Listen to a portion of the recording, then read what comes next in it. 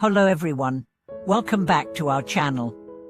I'm truly grateful to have you here again, and if you're new, I'm so glad you found your way to us. Today we are diving deep into a topic that has both ancient truths and modern relevance, one that challenges long-held beliefs and opens up new dimensions of thought and awareness.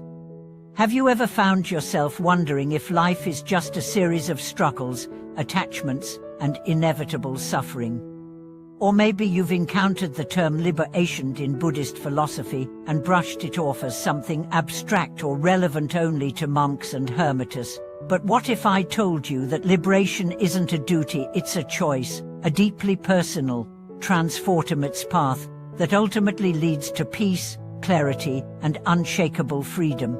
That's the perspective offered by Mingyur Rinpoche, a renowned Tibetan Buddhist teacher whose views on liberation turn conventional thinking on its head. His approach doesn't just make Buddhism accessible, it makes it urgently relevant to every single person navigating life's chaos.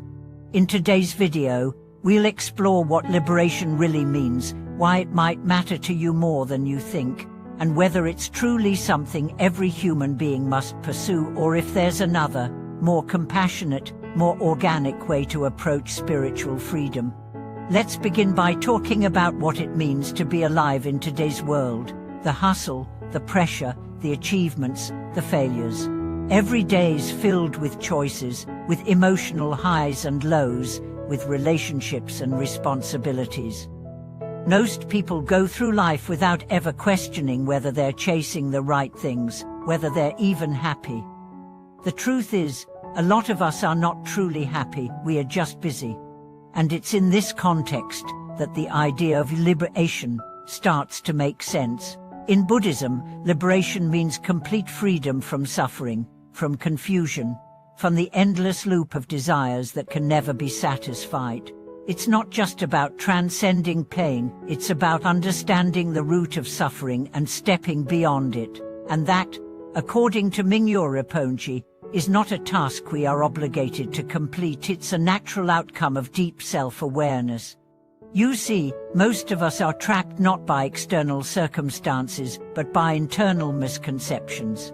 We believe happiness comes from success, from validation, from accumulating more. But once we get those things, they don't satisfy us for long. There's always a bigger goal, a new comparison, another unmet expectation. What liberation invites us to do is to step back and look differently. It invites us to wake up. Mingyur Rinpoche once said, "Liberation is not a compulsory exam you must pass, it's a natural choice that arises from understanding and wisdom." That quote alone reframes everything. It removes the pressure, the guilt, the spiritual ambition. You don't chase liberation because someone told you to. You seek it because at some point, you've suffered enough to ask the right questions. Why am I still not at peace, even when I have so much? Why do my relationships repeat the same painful patterns? Why does success feel so hollow? And when you ask these questions, you begin to see the invisible strings that tie you to suffering. You see the illusions of control, the addictive nature of desires, the fear of impermanence. You see the self as something fluid and constructed, not fixed and permanent. And this realization is the beginning of liberation, not a mystical experience, not a mountaintop moment, but an inner shift, a gentle turning of your attention inward, toward the truth. So the question becomes not, should I pursue liberation, but am I ready to live more freely? Let me share with you a story. A friend of mine, a successful entrepreneur, once confided in me after his business collapsed. He had spent years building a company, sacrificing health, relationships, even sleep. When he finally reached a financial peak, a sudden market crash erased everything. That night, he told me, he felt both terror and relief. For the first time in years, he didn't have to maintain anything. And in the silence that followed, he began to meditate, something he had always dismissed before. Months passed, and I met him again. He hadn't rebuilt his business. Instead, he had started teaching yoga, writing a blog about mindfulness, and volunteering at a local shelter. I thought I had failed, but he said, but losing everything helped me remember who I am. That is a form of liberation. Not detachment from life, but freedom within it. Mingzo Rinpoche emphasizes this point. Real liberation isn't about escaping the world, renouncing your family, quitting your job. It's about no longer being owned by your experiences. You can still love, still strive, still care, but you're not controlled by the fear of loss or the thirst for gain. You act from wisdom, not compulsion. This video is going to take you through many such stories, real, intimate, human experiences that illuminate the subtle beauty of the path to liberation. You'll meet people who broke free from toxic cycles, not through grand gestures, but through daily reflections, small shifts in perception, deep moments of self-forgiveness. We'll also look at the teachings of the Buddha, especially the Four Noble Truths, understanding suffering, identifying its cause, believing in the possibility of its end, and following a path that leads to freedom. These are not abstract ideals, they are the map for real change, grounded in practical actions and courageous introspection.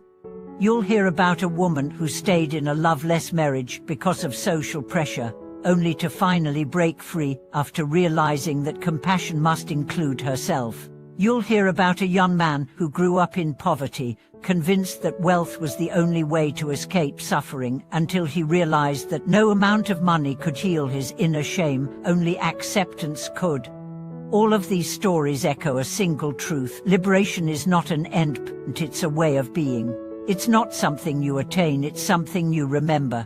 It's a homecoming, a reuniting with the parts of yourself that always knew what peace felt like. And if you're watching this and thinking, but I'm not spiritual, I want to tell you that doesn't matter. You don't need robes or mantras or incense to begin this journey. You need honesty. You need courage. You need the willingness to sit with discomfort long enough to see what lies beneath it. Liberation is not about perfecting yourself.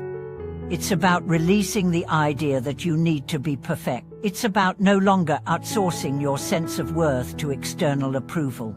It's about ending the chase, not because you're tired, but because you finally see that the finish line doesn't exist. What exists is now. And in this now, you can choose to be free. And what if you're not ready? That's okay too. As Rinpoche said, liberation is not an obligation. It's something worth wanting. Maybe today you're not there yet. Maybe you're still exploring, still doubting. That's beautiful. That's necessary. You are unfolding, and every question you ask, every pause you take, every tear you shed, it's all part of your awakening. There is no rush. There is only the path, and the path begins wherever you are. Thank you so much for being with me in this exploration. If this video touched something in you, please share it. Share it with someone who feels stuck, someone who's hurting, someone who's searching.